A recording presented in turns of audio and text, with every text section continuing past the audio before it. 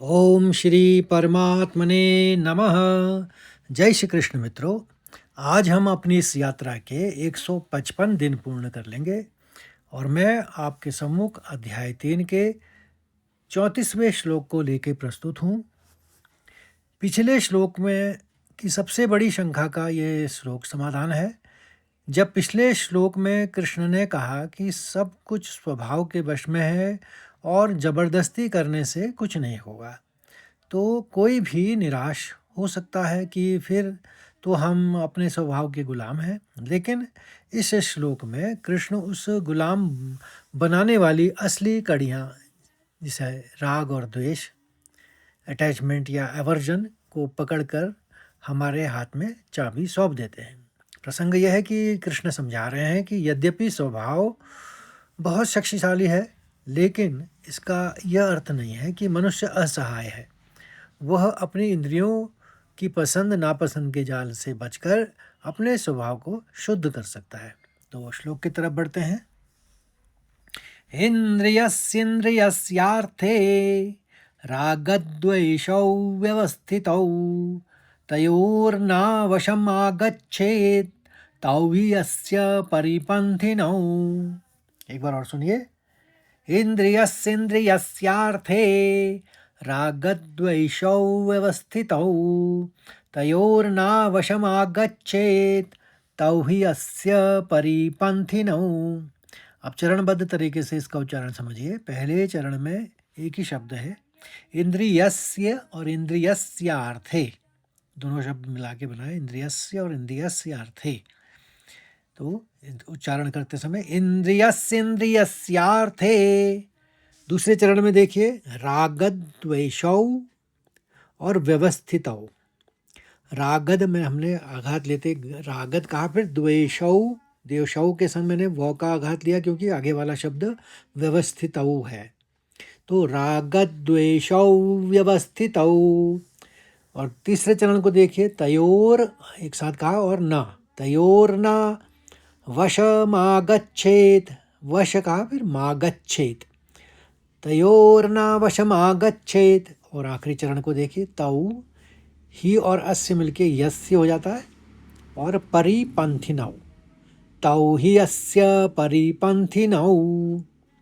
अब एक बार और सुनिए इसको गौर से। इंद्रियस्येन्द्रियस्यार्थे रागद्वेषौ व्यवस्थितौ तयोर्नावशमागच्छेत् तौ हि अस्य परिपंथिनौ। अब इसके शब्दार्थ और भावार्थ को समझिए। इंद्रियस्य यानी प्रत्येक इंद्रियों, जैसे कि आँख, कान, नाक, जीभ और त्वचा। अर्थ में यानी विषयों में, जैसे रूप, शब्द, स्पर्श, गंध, रस। रागद्वेषौ, राग होता है पसंद या लगाव और द्वेष होता है नापसंद या घृणा। व्यवस्थितौ स्थित है या छिपे हुए हैं। तयो और ना वशम, तयोर मैंने उन दोनों यानी राग और द्वेष के, ना वशम वश में नहीं, आगच्छेत आना नहीं चाहिए, तौ क्योंकि वे दोनों ही और अस्य मैंने बताया था एक साथ मिलकर बने, ही मैंने निश्चित ही, अस्य यानी इस मनुष्य के, परिपंथिनौ हो यानी लुटेरे या शत्रु या असली दुश्मन है। तो हिंदी में इसका सरल अर्थ है कि कृष्ण भगवान कह रहे हैं अर्जुन से कि प्रत्येक इंद्रिय के अपने विषय, जैसे जीभ का स्वाद, आँखों का रूप में राग और द्वेष, पसंद या नापसंद छिपे हुए स्थित है। मनुष्य को इन दोनों के वश में कभी नहीं होना चाहिए, क्योंकि ये दोनों ही इसके कल्याण मार्ग में चलने वाले मनुष्य के कल्याण को लूटने वाले लुटेरे या शत्रु हैं। तो भावार्थ यह है कि यहाँ पर पसंद और नापसंद का जाल कृष्ण भगवान बता रहे हैं।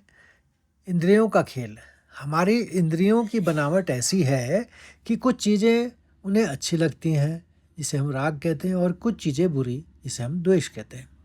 जैसे ही कोई पसंदीदा चीज़ हमारे सामने आती है, मन उसे पाने के लिए मचल जाता है और नापसंद चीज़ आते ही चिढ़ जाता है।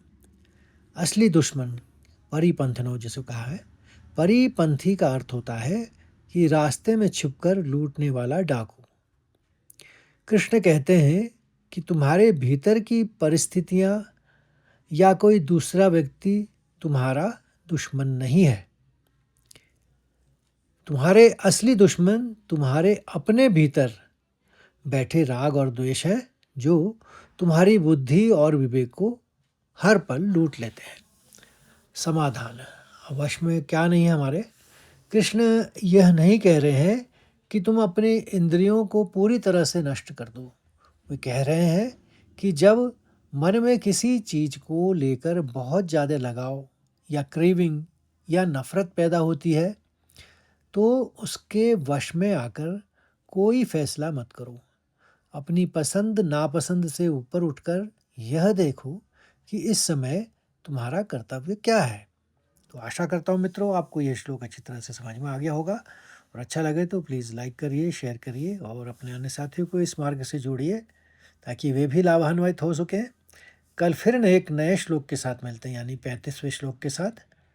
तब तक के लिए जय श्री कृष्ण, राधे राधे।